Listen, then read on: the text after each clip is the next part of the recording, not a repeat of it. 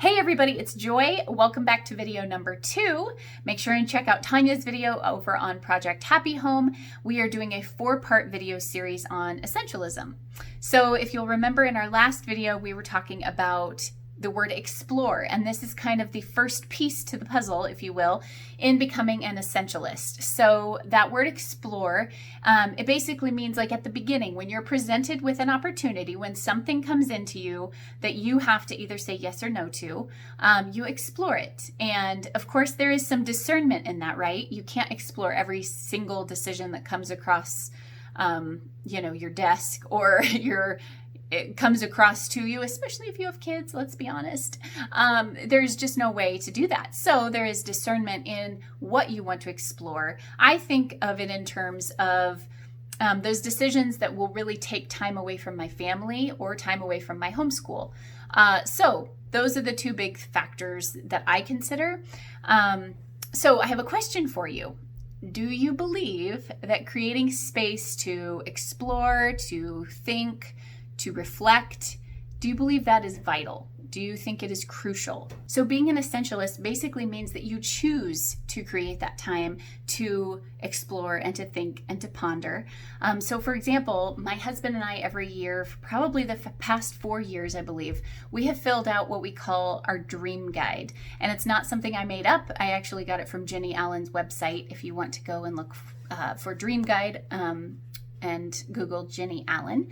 But it is an amazing tool that we use every year that helps us walk through basically the big parts of our life. Like, how are we doing as parents? And what are our dreams for the next year? And what have we done well the last year? And it just allows you, we write everything on there. It allows you space to do to look back at past house projects. And we write all these things that when we forget them, they seem so trivial, but when we see them listed out and we see the culmination of our whole year, it's pretty impactful. And I really especially love doing that with kids and with finances, because it just really allows you to see how you're doing in those areas and where you would like to be going. And if you don't create the space to do those things, it just can go by and you feel like, oh, I really meant to do that. I really meant to get around to talking to my kid about that, or, spending more time doing that with them, or whatever it is. And I don't feel like I have reached my goal there, but it is very good to have a direction and a purpose and be united with your spouse, if that's, who you're doing this dream guide with, or even if you're doing it yourself. I keep them year to year. And so it's very fun to look back and see like, oh yeah, we were, saving for this 4 years ago, or whatever it is. We haven't had too many of those projects, but, things like that where you can really see it all come to fruition, or say, you know what, we've worked on this every year and I think we still need to work on this. Because that's one of the things my husband and I do. We talk about each kid and we talk about what are the things that we really think that they are doing well right now, and where are the areas that we need to help them grow in this year. And it's just helpful for me, especially since I'm the homeschool mom and I'm with them, pretty much 24/7.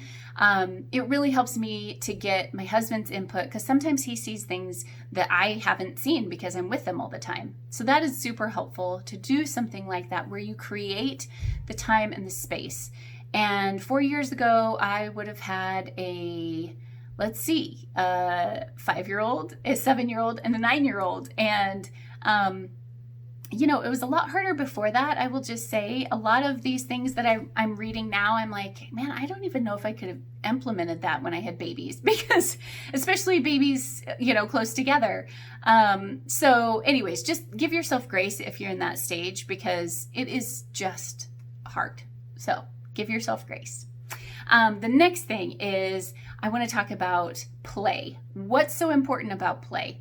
Well, first of all, it broadens our range of options, because once you play and you kind of let your mind relax, it's amazing what kind of ideas come into your mind, and ones that would have never come when you were under stress or when you were just not allowing yourself that time to just think.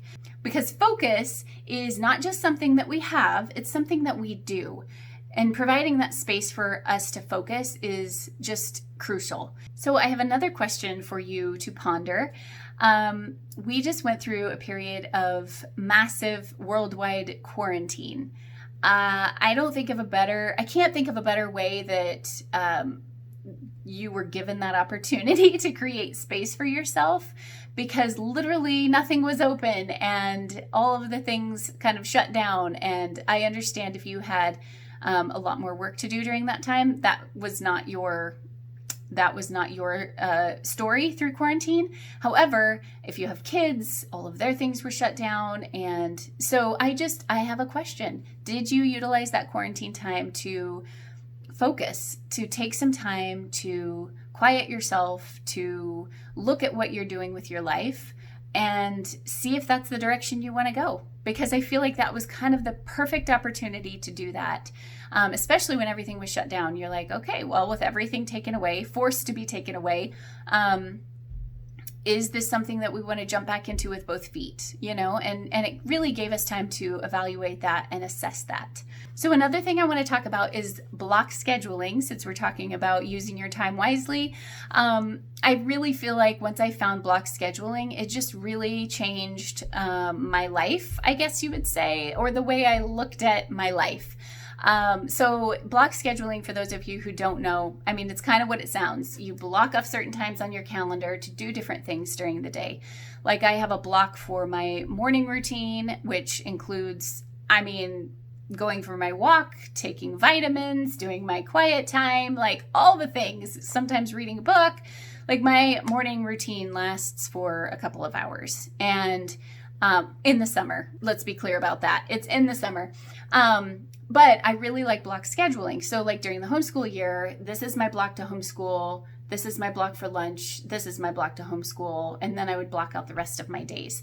And I felt like that was really helpful to me because that was like my work time. You know what I mean? I viewed it as my job and this is what I need to do. I can obviously throw some dishes in the dishwasher. It's not like I have to completely ignore my house, but it is focused time with my kids, and it really helps me to think of it that way. Sometimes I lose my focus, but it really does help me to draw back into that and stay focused that way. So all of this is basically telling us to protect the asset. That's what they call you in the book. Protect the asset. That is you. Protect yourself. Get enough sleep. They have a whole chapter dedicated to getting enough sleep, and it's not a solid 8 hours for everyone. You have to figure out what works for you. However, your body will give you indicators. And I just feel like that is so true. I definitely go to sleep later in the summer than I do in the winter, because when I'm homeschooling, or not winter, but during the school year, let's put it that way. During the school year, I definitely try and keep to a tighter sleep schedule, because I know that if I don't, I'm more irritable. My kids get the brunt of it. Like, it's not as pretty. So during the summer, I allow myself to stay up a little later. Same on the weekends during the school year. It's like my treat to myself, because I am definitely more of a night owl than an early bird, but I have become more of an early bird over the years.